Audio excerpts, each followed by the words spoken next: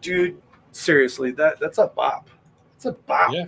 You just want to like, StreamYard oh, over here killing oh, it. I need like StreamYard Bop instead of like Kids Bop. StreamYard bop, dude. I dig it. Yeah. Just have StreamYard do their own take on popular music. So we'll see. We should just incorporate that into our new intro whenever we roll that baby out. So, and if you want to get a glimpse of the new intro, you got to be a patron if you want to see it before we use it or before it's finalized. It's true. And you It's can get true. access to our pre-recording videos that are on YouTube for all of our patrons. You can do that. That's not the plug for today, but there you go. Tis not. But oh, I just almost choked. Welcome to another episode of the Black Tower Podcast, a Wheel of Time podcast, as Stewie might say. You know, got to make sure you get that H in there. Mm. I am your Bijan Mahal, Andrew. And I am your Sorvan Mahale, Josh. You also have to get the H in my name as well, so don't mispronounce it. I just call you Joe's. Yosh. Like, Yosh. I just get rid of the H and put an apostrophe in between the O and the S. I love it. That's perfect.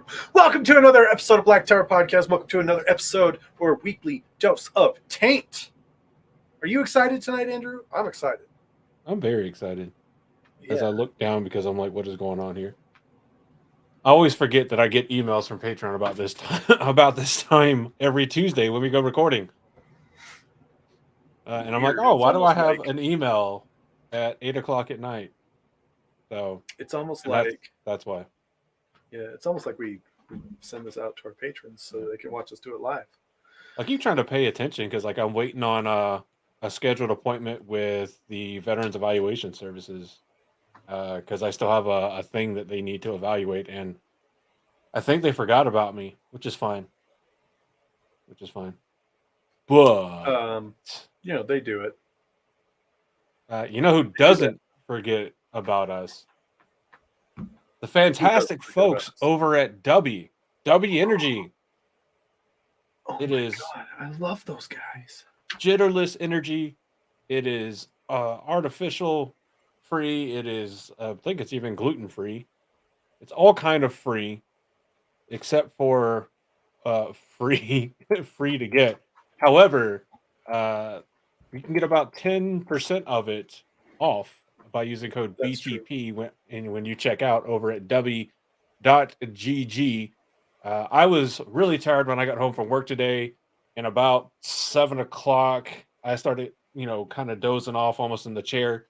Got up, grabbed my W shaker bottle, mixed up a scoop of W in it, drank it during the pre-recording, and now I'm feeling pretty good.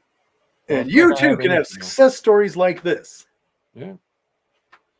And I did the math, by the way, and the 10% off.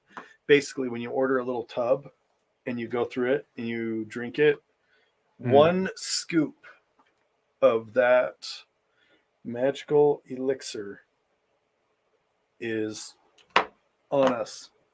All right. So one beverage, if you buy W and use the code BTP, one beverage, one shaker full it's on us. It's just like us buying you like a Monster or a Rockstar or a Bang, but better because it's better for you. And if you're not sure if it's something you would like or you're not sure what flavor you would like, they do have their starter sampler pack. It comes with a W branded shaker bottle and 5 amazing flavors that you can try to see if you like any of them. It's under $20. It's like $18.49 before taxes and shipping, and you can still use that code BTP on it to get 10% off of that.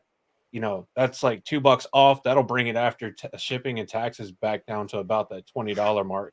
So for about the same cost as the average cover charge for a gentleman's club, aka strip club, you can get 5 flavors that you can actually put in your mouth and taste. You can touch it. You can't do at most strip clubs. So it's a better deal for right about $20. So I want W to put that on their review, like review for this product better use of $20 than local straw. So go to w.gg and get a powerful potion to pulverize your fatigue and provide the peak performance you desire. You can see the mountaintop of jittlerless energy. That looks with like pee. no What is crash. that? Is that a W? No, Oh, this is a lemon that's lush beer. from Shortway. Ooh, I do love lemon wheat beers. Yeah. It is a wheat ale, and I've been kind of stuck on it. Like the only beer I have had for like the last 3 weeks, other than their Merry Christmas one that is of course now gone because it's no longer Christmas time, has been Lemon Lush. So It's a good one. yeah, actually I haven't been back down to the brewery in a while, and I definitely wasn't going. Well, I could have gone today, but it was like raining, and I like sitting outside. It's a lot easier to go whenever I can ride the bike Sure. out there, because it's a whole experience, and it's a whole experience. It's an aesthetic, it's a vibe, it's a feel. When are you saying you like to go to a tavern to slake your thirst whilst riding your mighty steed?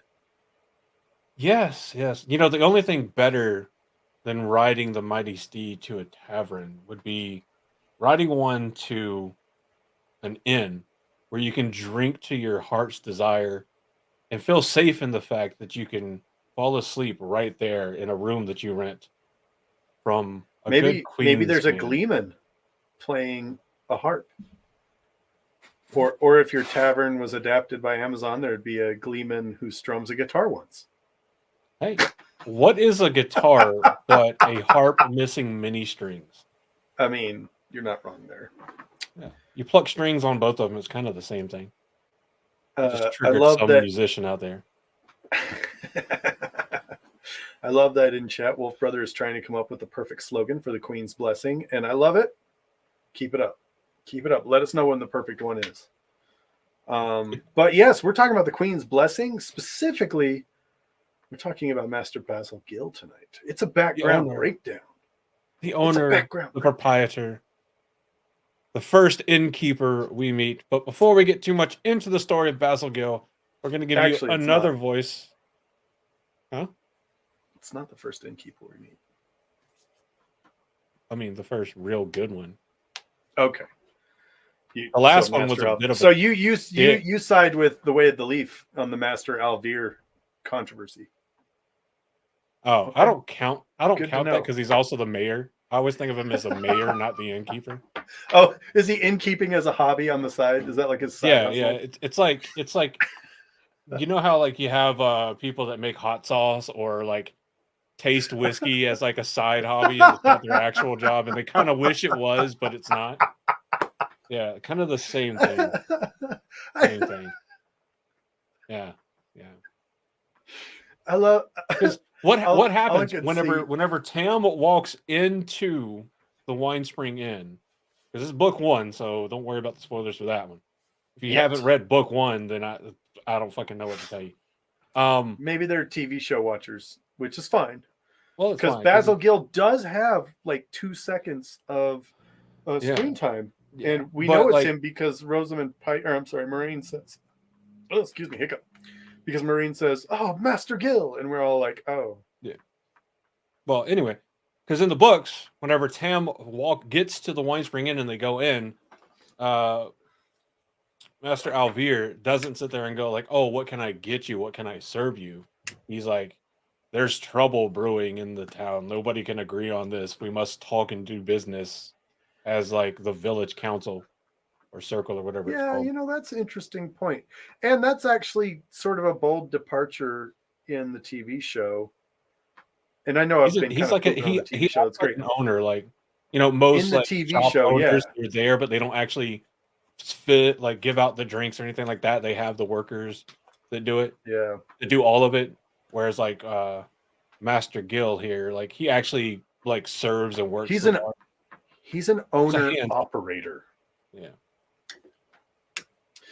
So maybe we do, maybe throw out. So we're talking about Master Basil Gill, who is the patron and owner operator of the Queen's Blessing in Camelin, And the and we know patron him saint to, of all good Queensmen. and he is the patron saint of all good Queensmen. And in He the spirit of himself being is a good Queensman. in the spirit of being a good Queensman and wearing the red as we should, let's go ahead and make sure you're protected from all potential spoilers with this episode spoiler warning. The following show contains spoiler for the entire Wheel of Time series. If you have not finished the series, you are at risk of being spoiled. You have been warned. What does this even mean? Oh, moment of silence for the great. God, gone too soon, man. But I love that spoiler warning. I love that spoiler warning. Also, if you want more Gilbert Gottfried Wheel of Time content, you need to go to the Takaran Riyadh Lord of Chaos prologue. And there you will find that the Dark One sounds very suspiciously like Gilbert Gottfried. Anyway, so Master Gill, what is one of the first things we learned about innkeepers in the Wheel of Time? Never trust a skinny innkeeper. Never learned that trust in 4 Kings. A skinny innkeeper. Well, you learn it, because but they nasty. More specifically, Rand and Matt learn it very quickly. So, well, the royal we, as the the royal we. I don't even know if I want to be royal. Right. I don't care. I don't. And we'll never be royals. You let me hang in there, buddy. You know what? Fuck you. Master Gill is a stout. I just took like one sip of my ale. What do you fucking expect? At the end of the night. It takes many sips of much ale. He's a stout, plump man. He's in his 50s. He's got a bright pink face, gray hair, and a comb over. It's covering some male balding. He's balding. I do also love that what.fandom.com lists his affiliation as, and it's definitely correct, but it's neat. It's a neat little thing to see that his affiliation is Morghese Tracond, not Camelin, not the Lion Throne, not anything else like that, not the Queen. I mean, she is for a time, but yeah. But yeah, one of the things that I like about Basil Gill is that he is one of those characters that we're introduced to, and we like him. Rand and Matt have just suffered tremendously trying to get to Camelin. They go there because Tom says, "This is a good guy. I know him.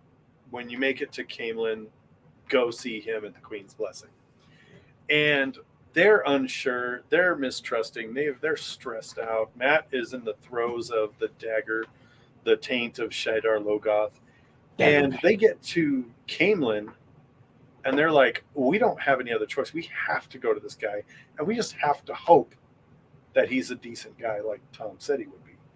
And I think it's really relieving for them when they show up, and us as a reader too. Because I know for me personally, I got that sort of sense of, my poor baby Rand, my poor baby Matt, like they don't deserve this. This is fucked up. And when they show up and Basil Gill is just like, yeah, come on in, have some food, chill out. You can have a room. Don't worry about money. We'll figure that out later. Oh, yes, you're a friend of Tom. I know Tom. And he's the first one, too, to say, I'll believe Tom's dead when I see a body. And you just immediately, you like it. You know what I'm saying? Immediately you just go, oh, God, after meeting all these really terrible people, like even the good innkeepers, even the innkeepers that were nice to Rand and Matt, still very much had ulterior motives. They still very much had hey, I'm gonna try and rip you off somehow, and it was just really frustrating. And so he's like the first sort of face of kindness that they find after getting split up. Yeah, I mean, and he's a beloved kind of like fan favorite, and it was nice to still see the character of Basil Gill. It was played by Darren Clark, and he showed up in Wheel of Time TV show season 1, episode 6. It was nice to see him. Obviously, there had to be some changes because there was no Camelin in season 1. There is no Camelin, only Tarvalon. And they changed the name of the inn, which I think is, if you're going to change the location of the inn, it's fitting to also change the name because it became the Light's Blessing Inn rather than the Queen's Blessing Inn. So at least we got to see him. Yeah.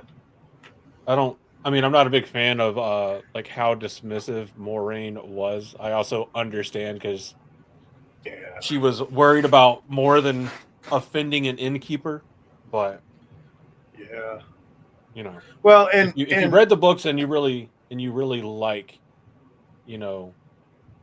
the Basil Gill, then it's kind of like, okay, like he gets one line of 5 words if you count as a word. Yeah. Like he only gets to say yes, Aes Sedai, but and then she's like, go downstairs, don't come back up no matter what you hear. It's interesting because he's one of those characters that we talk about extensively in the Wheel of Time, where you meet them and you think they're a throwaway character, and then somehow they just keep popping back up. Well, the man's got a history because he's an Aiel War vet. That he is. So, he is. You get 2 kind of vets. You get the disgruntled, grumpy ones. Sorry. I mean, you're not wrong.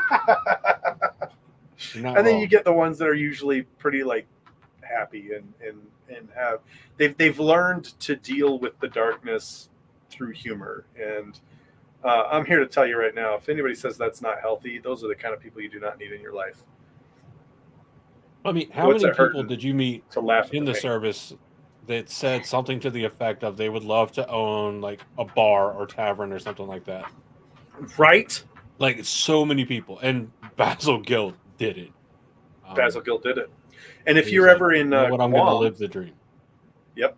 If you're ever in Guam, there's a place called Jeff's Pirates Cove, and we got to meet Jeff, and he is a vet who followed his dreams, opened up a bar, and we were there one day, and he was like, "Oh, just so you guys know, we close at 5 p.m." And we were like, "That's weird. Like, why do you close that at that point in time?" And he says, "I got tired of teaching Marines how to drink, and I'm too old to fight Marines, so I close when I want to." And I looked at that, and I know some people that were like complaining and like, "Well, that's so stupid, man. He's losing out on so much money." And I was like, "No, exactly. The man's living his dream. He don't care." And I love that. I thought there was something beautiful about that. If he can do it continuously, make that change, and they're still open, he's not losing money. He's not. So more shoddy over here throwing shade. Yeah. I know the Grinwells were nice, but Els was like flirty, and Rand was in fear for his life. Yeah, the dude who has the Marine profile picture. Yeah. Is that the fucking bus driver cap? Yeah. I mean, I'm not making fun of the bus driver cap because I'm not gonna lie.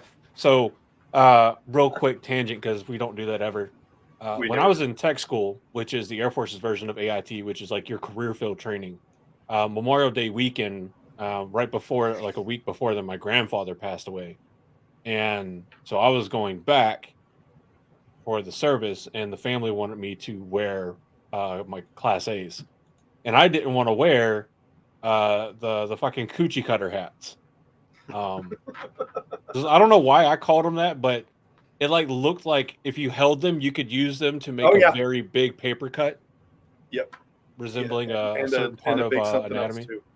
Yeah. And the female version of the hat like had like a divided split in the middle that it fit Even in. worse. Yeah. So I didn't want to wear that. So I went and I spent money on a fucking bus driver cap. And I wore it one time my entire career in the Air Force. Out of just under 8 years, I wore it one time. I will give you that. The white ones in the full like Class A uniforms for y'all or whatever y'all call them, the black and reds or whatever it is. I don't know y'all's lingo. I should because I've worked on a Okay. Marine Corps base for like 3 fucking years. But Okay. the Marine Corps does win the award for sexiest Class A uniform. That's true. I'll give them that. I'm not gonna lie, I hated the Air Force Class A uniform. It's a 3-piece suit in all blue. And not even like a good color blue. Yeah, it kinda Look, sucked.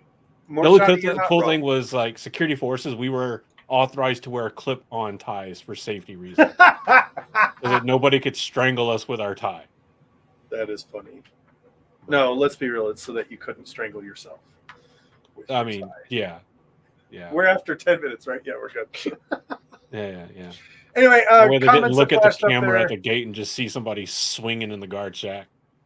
After the 18th time somebody said, "Stay dry, stay warm, Stay warm. stay cool. Well, you guys should be inside. It's cold out here. Happy Friday.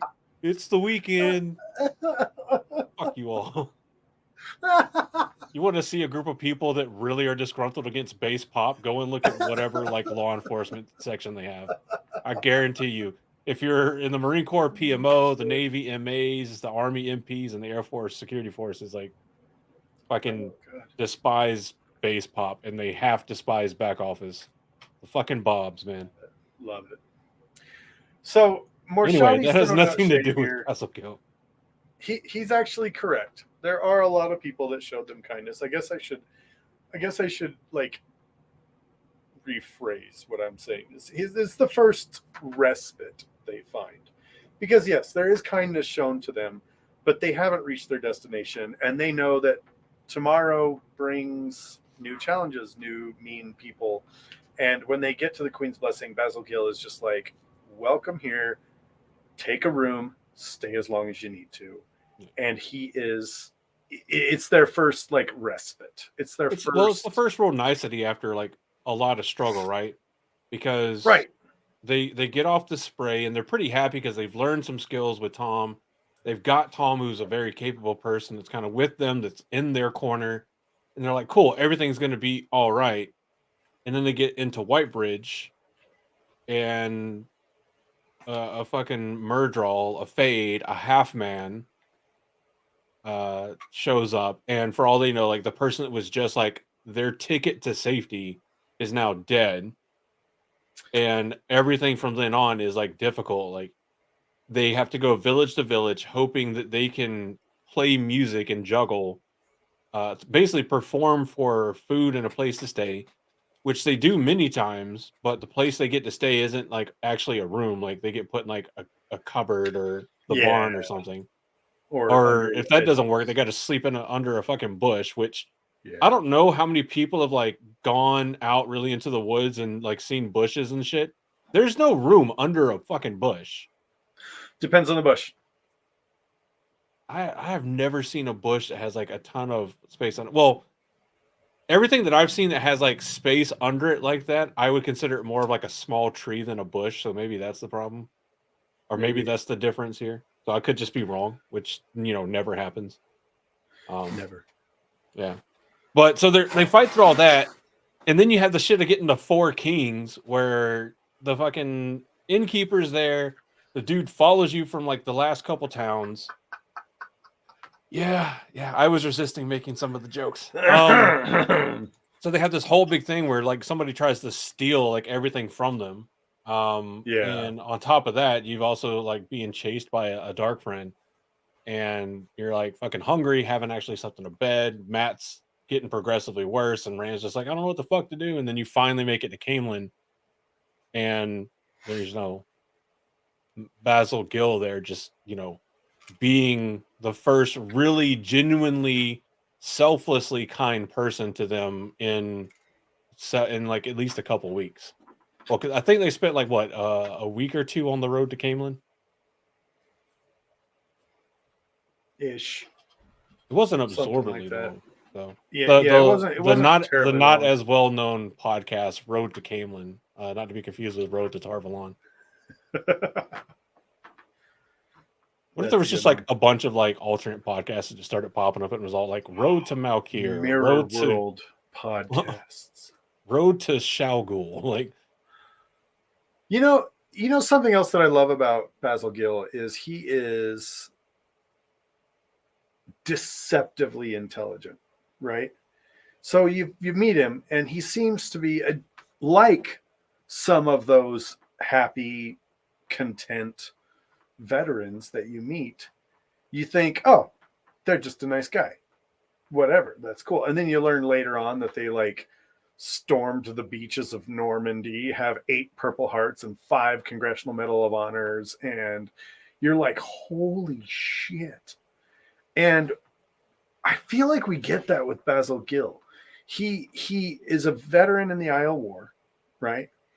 He's known Tom for a lot of years, and and Robert Jordan did a really great job of like having Basil Gill be someone you care about, someone you're invested in, who also delivers exposition. Because he says, oh, yeah. Tom and I go way back, like back when he was a court bard. And Rand and Matt are both like, a what? And as a reader, you're going, he was a fucking what? A what? Whoa! And I love the POV that Robert Jordan gives us as sitting at that table talking to Master Gill and going, who are you? Because I mean, and then later on at some point in time, Tom says, hey, Basil Gill, could you spread some rumors for me? Like, we're going to try and help Morgaze, and you need to spread some rumors for me. And Basil Gill is like, sure, fam, I got you. Like you said there and say spread rumors, and he's like, like the fucking meme of the chick where it's like, like, but it'll benefit Morgaze. No. Well, no. Yeah. Well, like by himself, Basil Gill like sets the entire stage for us in like not even a full paragraph of the current like socio-political landscape of Camelin. If you see somebody with a red rope, they follow the queen and they're sane. If you see somebody with a white rope, they're fucking out of their mind. Don't trust them. Yeah. Which is another point, because Rand buys the red sword dressing because it's cheaper. He has no idea what it means, but it's cheaper. And the mob is up in arms about this. And even through that, Basil Gill doesn't be like, well, I mean, look, I'm like for the queen, but no, he's straight up, I'm a queen's man. And if someone comes in here wearing the white dressings, the white sword wrappings, I will tell them to remove them or they can leave. I wouldn't tell him to remove them because Camelin requires you to be peacebound. That's why he had to buy them. Well, he would like, make them leave or something like that.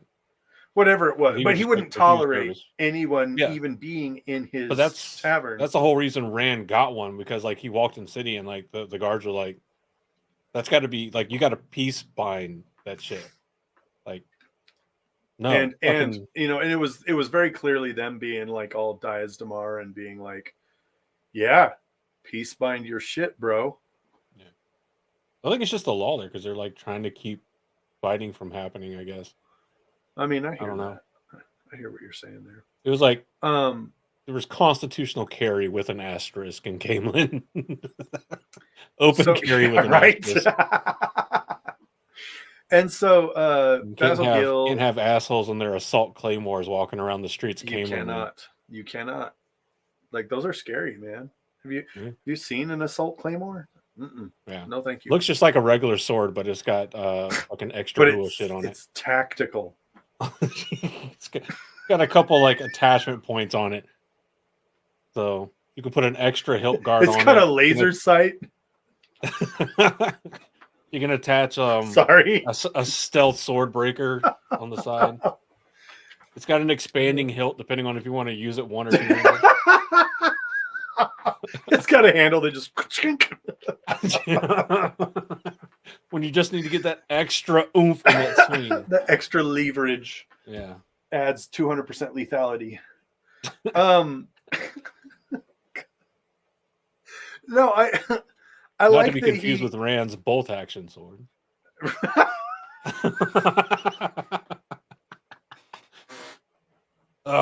His Great War Aaron Mark Blade. The fucking Mosin Nagant of swords. That's such a stupid joke. Why am I laughing so hard at it? Have you seen fucking Scary Movie 3? The one that makes fun of the movie Signs, and like they're walking out with the shovels, and he's like, let's get ready, and he like cocks the fucking shovel and his shell pops out. Just that's what Ram was trying to do at the end of season 2. That's why he was holding the blade. He was trying to cock the sword and rack a new shell. Yeah. That's definitely Anyway. it. Okay. Somebody that definitely has a secret basement of fully automatic swords underneath the inn. Basil Gill. It's that scene from Shaun of the Dead. Do you have a license for that sword? He says, yeah, he's got a license for this one. Wait, what do you mean? This one.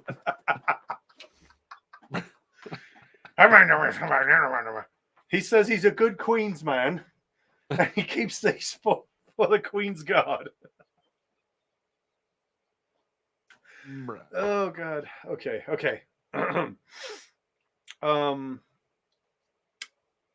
Oh, I love so Rand and Matt show up. They show up earlier than everybody else, which is interesting. I guess is it interesting or is it not interesting? I would think it would be interesting because two yokels, two country bumpkins navigate the road more quickly than Moraine and Land does. But two things that they got going for them. One, they've got the Taviran plot armor. or a saw. You get the Warhammer chainsaw sword. It's Rand and Matt holding the sword together. It's a crew serve sword. It's fucking it's Cloud's fucking breaker sword or berserker sword, whatever it's fucking called. Oh, I love it. Right. I love it. That one's like the fucking like AC-130 gunship of the sword world. It's like the only thing about Final Fantasy that I know. Fucking Cloud's breaker or buster sword or sword 15. Assault sword. Gunblade. Squall's gunblade, yeah. It's made out of melted down like AR-15 receivers. Oh my god, I want to do that. I need to buy a Crucible now. The AS-15. And then we got Rob. Hey, Rob. Chief editor of the Weekly Wheel News in the chat. What's up, buddy? I know you said chief, but for some reason I heard cheap editor. And I'm like, cheap fuck? Editor. No, I said cheap. I was like, that's rude. That guy is so cheap. No, so Basil Gill, he lets bet you he buys there. I bet you he buys a double action dagger instead of a Okay. So Basil Gill lets Rand and Matt stay there. He says, come in, stay however long you want. Matt descends into a cycle of darkness. Rand explores the city, makes friends with an Ogier, and the oh, sorry. You were saying earlier about like how they get there faster than everybody else. They had like the biggest head start because they were on the spray. Yeah. And that's the thing. But they also just go straight to Camelin. Like they don't have. And everybody on the spray was terrified of the Trollocs that followed them. I think Moraine and Land kind of do the whole. We're widening our search a little bit. Yeah. Well, they deliberately kind of go away from Rand because she's like, I can tell that two of them are together. Yeah. But this one's by himself, so she goes to look for Perrin. That's right. Matt and Rand. They're tracking down Perrin and Egwene because Perrin. She ran around Amon's field having everybody magic coins to bribe them into leaving town with her. And then I got a shiny silver coin if you'll follow me. And then Perrin loses his coin, and she goes, "Fine, Andor, just go to Oh Andor. yeah, don't the White Cloaks Just take go it to when they Camelot." capture them? Yeah, Yeah. yeah, but After he gets that one back. Oh I yeah, don't when know. they run away. When they Yeah. escape. Anyway, When point they being, escape. Andrew. Hey, that's Andrew's me. a dick. That's what I was going to say. That's what I was thinking. No, point being, Basil Gill says on nothing but the word that they know Tom. He goes, "Cool, stay. I got you." And I think this is real interesting too, because Basil Gill knows Tom Maryland well enough that if anybody is coming to this inn using his real name, they are either A, telling the truth, or B, they are gonna get For a reason, right? smacked hard when Tom does find out that they're using his name. You know what I mean? So he says, "Cool, let's go." And hi, Rob. Bye, Rob. So he says, "Cool, let's go. You guys can stay here as long as you need to. Your friends should make it, and I will keep an ear to the ground for the party you described." And now keep in mind too that Rand and Matt still don't fully trust him, and they don't tell him that Moraine's an Aes Sedai.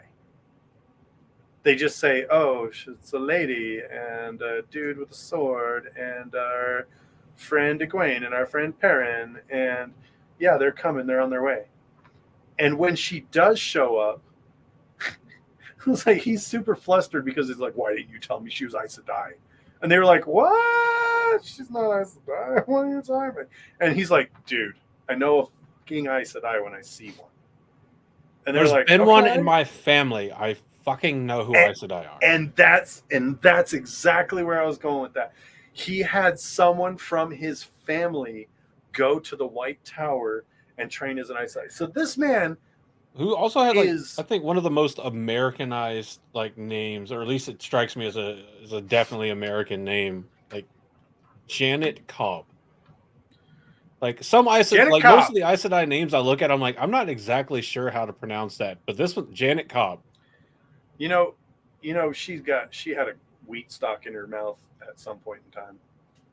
Yeah, well, I'll say Janet. It's technically Janet. Janet. Janae. Jenny's twin sister, Janet. Janae was Aes Don't Sedai of the worry, Grey Jenny. I'll Aja. stay here and raise the AIDS, baby. So Did him she went dirty to in the that movie. tower at the age of 15. Mm-hmm. 10 years 10 as years a as a novice, novice. 9 as accepted, and Yeah. was raised to the shawl at the age of 30. So she was cooking. Like, she did good. Yeah. Oh my God. She's also the one that tells Shiriam that the Aiel are in retreat. And she was one of the people that was not so sure about Suan being raised to the Armerlin being so young. Oh my God. Oh, she goes. Oh wow, she does a lot more. She goes Dude, with the rebel Aes Sedai. She's still. Oh wow.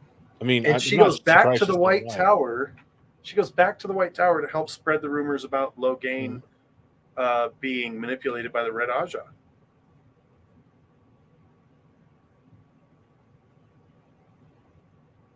But she's not Black Aja. Yeah. So that's good. But she is one of the She's ones still- discovered by Pavar. But no, think about that though. Like they come from sturdy stock. Like Basil Gill and Janet Cobb, Mhm. they're made of stout stuff. Yeah. And honorable this folk. this is proven time and time again. Honestly, Mom and Dad Gill have to be proud of their kids, right? Wait a minute, if they're brother and sister, why is he Gill and she Cobb? Well, I think didn't she?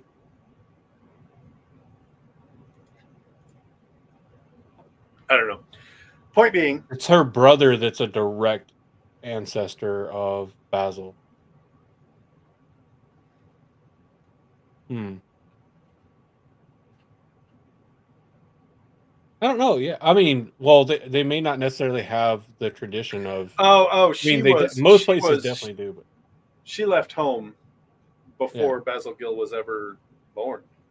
It looks yeah. like. Well, her parents were innkeepers for the Queen's blessing, and her brother is a direct ancestor of Basil. So if you follow like normal conventions that the Wheel of Time does seem to keep, Okay, where okay. marriages have the female partner take on the last So name of the male, Jeanette Cobb is like Basil Gill's like aunt or something like that, or um, great aunt, or it'd be somewhere along the line, somewhere along there. okay, that makes more sense. Got it. But We're done. We're good. there's We did definitely that. a chance like her brother could be like a direct ancestor of Basil, but then after the brother, like if her brother and them only had like a daughter, and then the daughter married into a family named Gill or something like that, that could be how he became a Gill instead of a Cobb. Yeah. Mm. It. So Basil Gill actually plays a very very important role throughout the story because he is the one who sends the Emmons Fielders off to find the Eye of the World. Oh my God, that's a good one. There it is. The Queen's blessing. When you're here, you're royalty.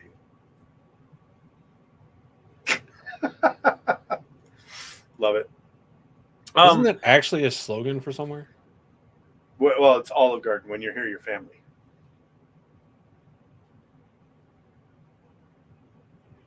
Oh yeah. But after sending them off to find the Eye of the World, Moraine sets wards around his inn. He's the only. He says he can double his rates. He's so happy because he's the only inn that doesn't have rats. Later on, when Queen Morghese is fleeing Lord Gabriel, who is also Robin, which we did an episode about Robin, so go check that one out. He bands together with a bunch of different people, and they all say, "All right, cool, Queen Morghese, you're the queen. Where do we go?" And she's like, "I don't know, let's go." And he's like, "Cool, let's go." And he just straight up kind of just leaves everything and just says, whatever. And he never once says, at least that I can recall, he never once says, "Hey, it's cool. She'll just build me a new inn later." He doesn't do it because he wants to get reimbursed later. He does it because she's the queen and he believes in her and it's the right thing to do. And oh God, it's so amazing. He's such a good guy for that. They travel together with Queen Morghese for a while. They meet up with Perrin. And all the while, Basil Gill is put in some very sort of tenuous situations, very tense situations where his loyalty to the queen is questioned. And every single time he reaffirms, even when it's like kind of difficult, he reaffirms every single time that he is a Queen's man. He is a good Queen's man, and he will always, always, always follow the Queen. And this helps out a lot later on in the story for that. Yeah. Because he meets Perrin after Perrin saves their group from being attacked by a group of the prophet Massima's men. And they're like, "Cool. Well, now we're gonna work for you." And this is when they become attendants under Fail. Which But she hides her identity from Fail. yeah, but Perrin recognizes Gill, and he's like, so he starts serving Perrin as Perrin's Shamboyan, whatever the hell that is. I don't know what a Shamboyan is.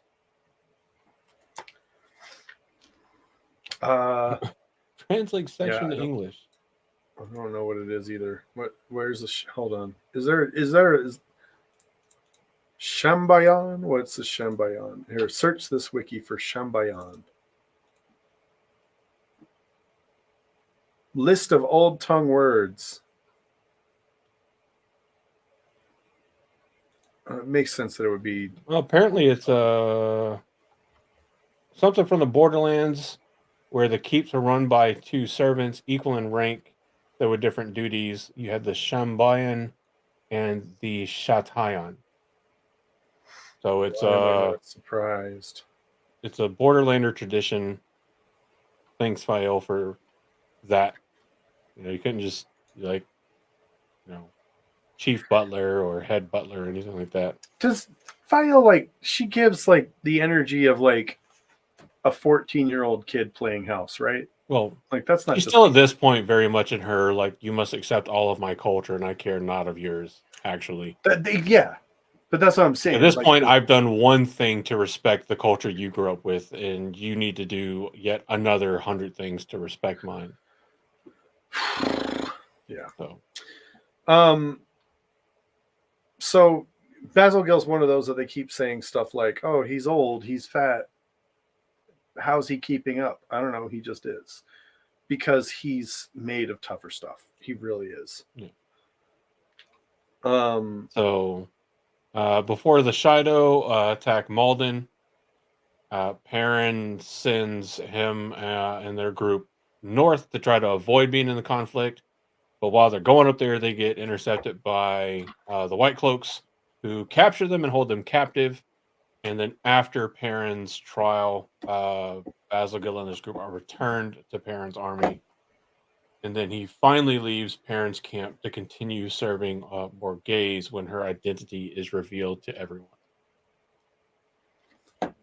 So that's pretty much the last we see of him until the next time we see him it's him, but it's not, because we do see Basil Gill in the visions, one of the visions that the Dark One creates for Rand during their final battle.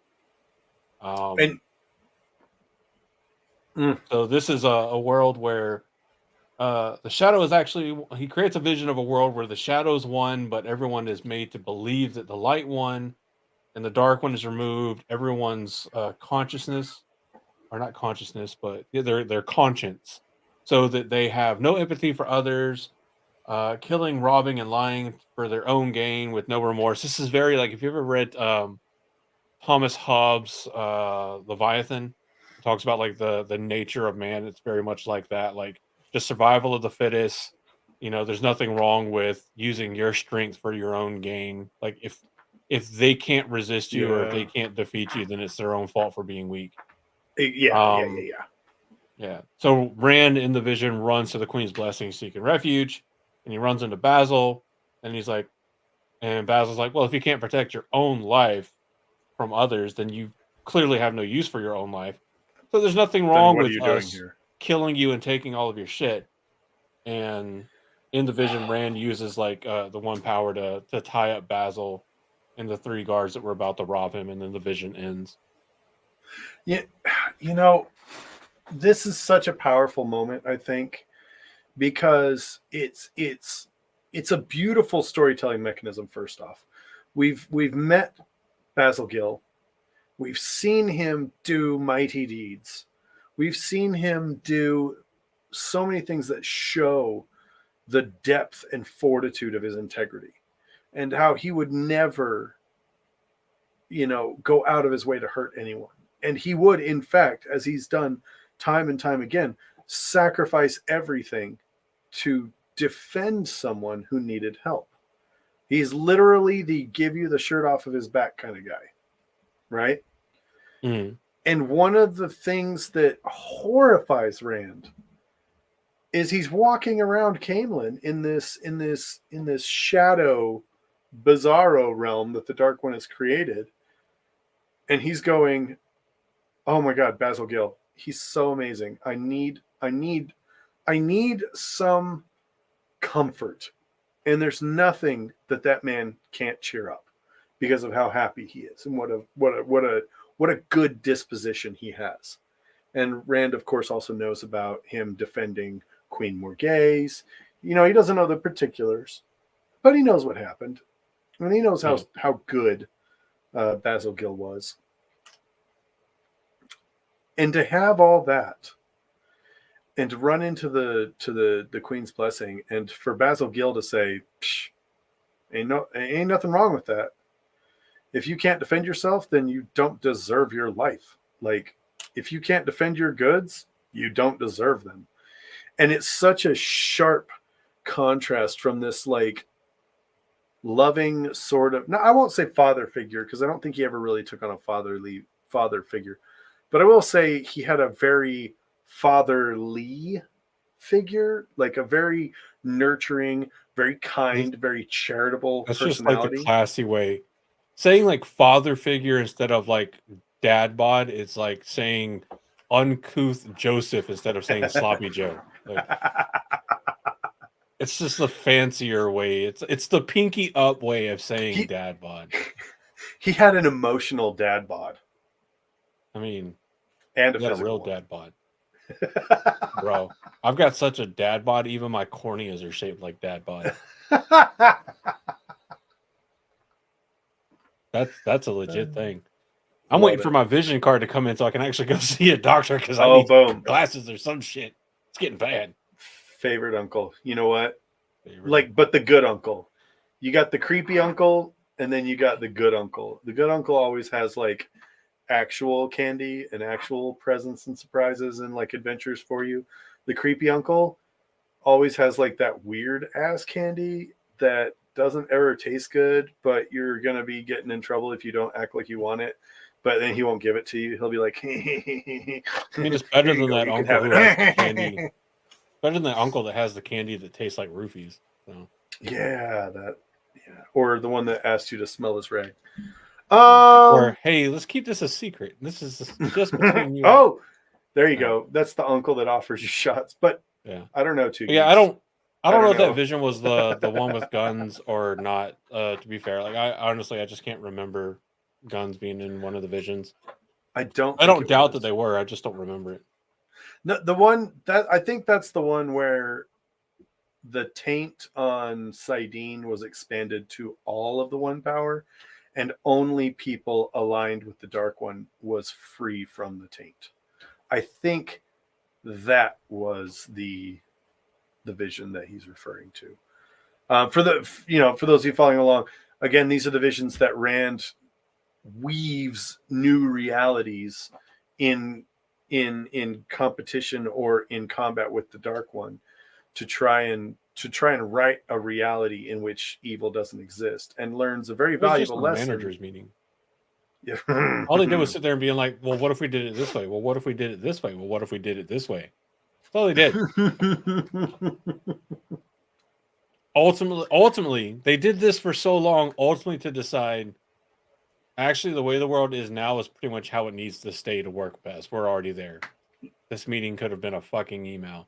This meeting could have been an email. Hashtag this meeting could have been an email. Hashtag but I love last battle could have been an email.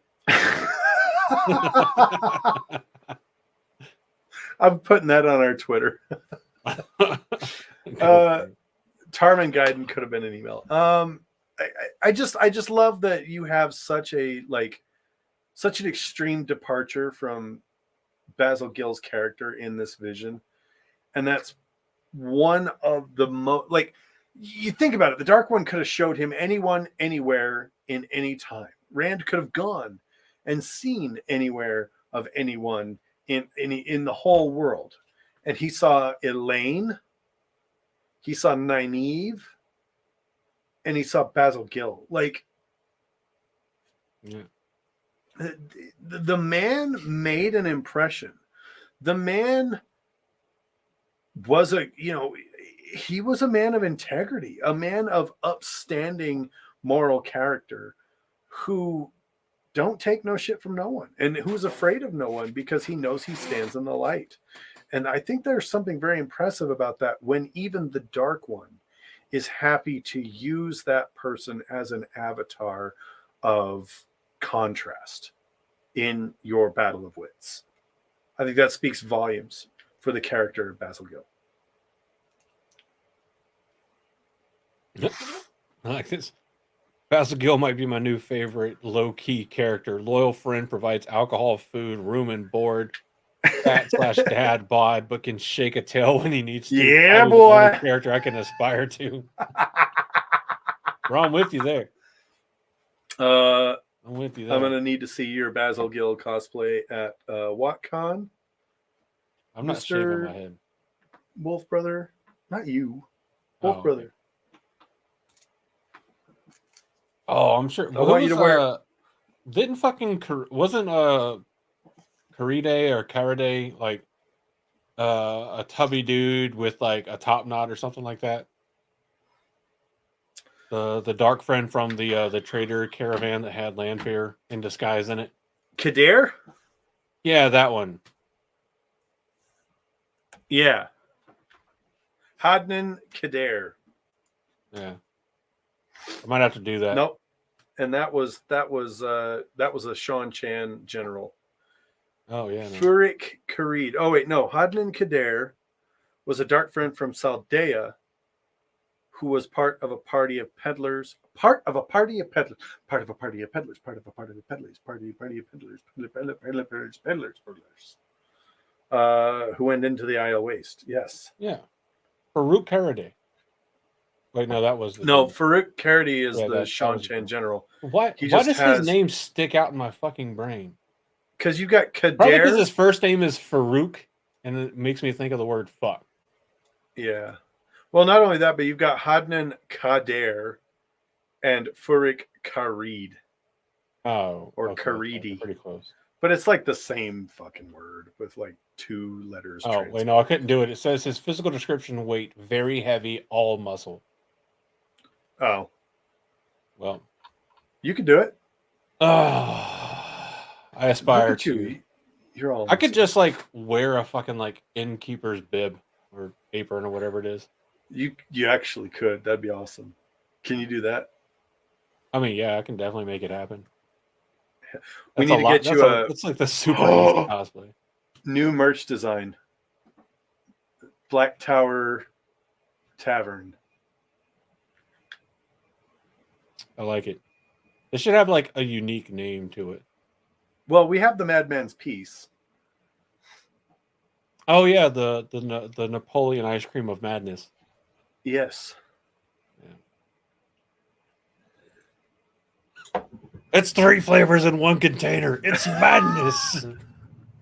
All right. Well, anyway, yeah. So let's do this. Let's wrap it up with Basil Gill. Because, like I said, I really feel like, I really think he is a character entirely deserving of a background breakdown. I'm happy we were able to get to him. He's also got like, there's not quite enough stuff to like make just diving in all of his stuff. Like it's a full episode, like jam-packed episode, but there's too much that he's involved with to like make him part of like a multifaceted episode without going like longer than we kind of want. Which I think is pretty cool for someone that's beyond a tertiary character. Yeah, I just had a super fun idea for our future background breakdowns, by the way. Oh yeah, you're gonna love it. Should I say it out loud? What if? Should I say my idea out loud? Hey, everybody in the chat, leave a comment if you want me to say it out loud. Yes, leave a also like the video. Leave me a thumbs up. Don't forget to like and subscribe if you haven't already. If you're not watching this live, then just pause it and act like the suspense is real. Yeah. Although, we'll edit out all the suspense. You should just like somehow actually download this one and edit it and put like in there, be like, just put it in a black screen with text that says suspense removed for time. So here's what we're gonna do. I'm gonna say it out loud. I'm gonna do the thing. Okay. For our next background breakdown, we should do characters who are based on people in real life, fans who have cameo characters in the books, and have the people on to talk about their cameo characters. That is That is a lot. I mean, I know it's a lot. The two I can think of right off the top of my head are Innkeeper Hatch and Tom from Dragonmount. I know there are others. I think Jason has a character as well. It'd be fun to have him back. We should have Jason Denzel back. And we can tell him specifically we want to talk about his character. Which, by the way, if you haven't read the Mystic series, it's actually pretty good. It's real creative, like real interesting. And it was written by Jason Denzel, founder of Dragonmount. He's since retired from Dragonmount. He's focusing on his writing career. But definitely go check it out. The Mystic trilogy is really, really good. Yeah, but I like the idea. I just know that's a pretty big list. Well, I like the idea, and we're gonna do a it. nice goal. We're doing it. Wolf Brother says Land was based off of him. All right, we'll get him on the show. Pretty sure that's accurate. We have to have Wolf Brother on the show. I think that was actually in like one of the Q&As. Someone back in like '93. Who was Land based off of? Well, it was based on a young man I met in Columbus, Ohio.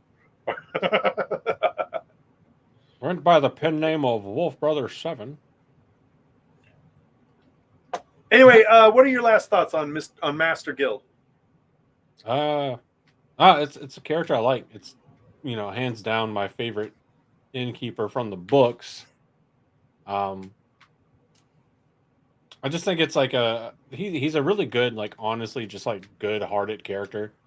Like the average Joe kind of like good-natured character that isn't gonna go like necessarily super out of their way to like fight for justice. Like they're not gonna Batman shit, or they're not gonna Captain America shit, but they're also not gonna just ignore whenever somebody's like doing something wrong or when somebody needs help. Like a good Samaritan.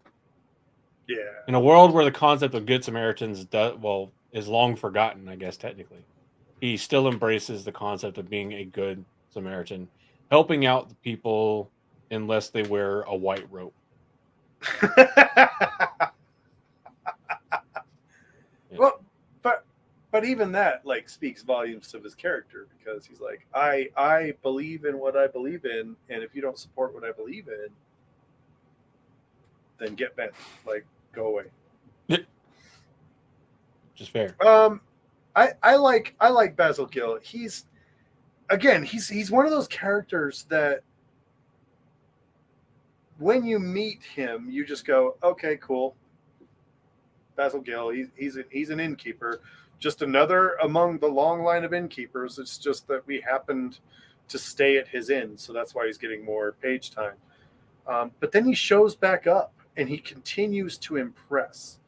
And I think Basil Gill is a paragon of something that Robert Jordan does very, very well, which is to present to you characters with depth and quality, no matter how small their perceived role is in the series overall. You know what I'm saying?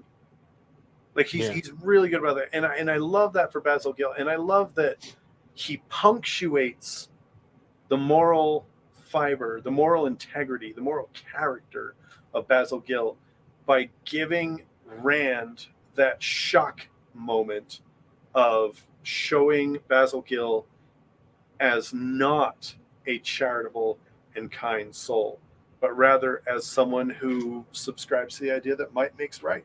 Period. End of story. No other explanations for life. And I think that's a real powerful point to make for this jovial and amazing innkeeper. So cheers to Basil Gill. More. Basil Gill would definitely offer Dubby at the Queen's Club.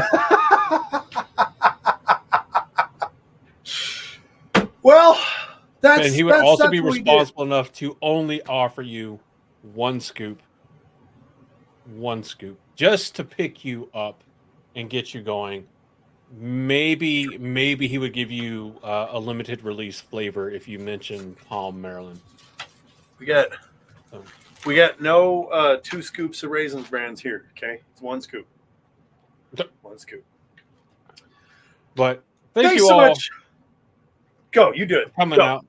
Thank you all for coming out, listening to us talk about what is probably our favorite Innkeeper from the books.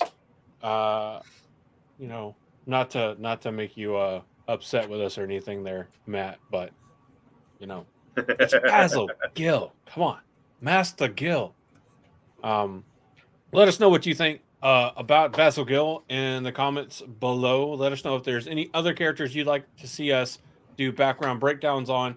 Again, this is a segment where we've tried to talk about the not so spotlighted characters in the Wheel of Time, and their often surprisingly big impact on the story over time, or their recurring impact over time. So let us know who you want to see. Let us know who your favorite Innkeeper is, and we'll know not to trust you if you pick a skinny Innkeeper. But you know, is what it is. Each has their favorites. But that's going to do it for us here tonight. For all of us here at the Black Tower Podcast, I have been Andrew. And I have been Josh, your Sorvan Mahale host with the most. And to all of you out there, wherever you are, with thank the you so much most for glass listening. course. Thank you so much made for a mess of the war. Thank you for tuning in. Thank you for clicking the like button. Thank you for subscribing to our channel. It's a free way to help us out. And not only that, we get a little burst of serotonin every time you do. And it's taint-free serotonin. Like, thank you so much for tuning in for this free, week's but dose it of taint free. Taint. I'm confused now. Kind of. It's a two-edged sword. We hope that wherever you are, you leave here just a little bit more insane than you were when you first got here. From all of us here at the Black Tower, thank you.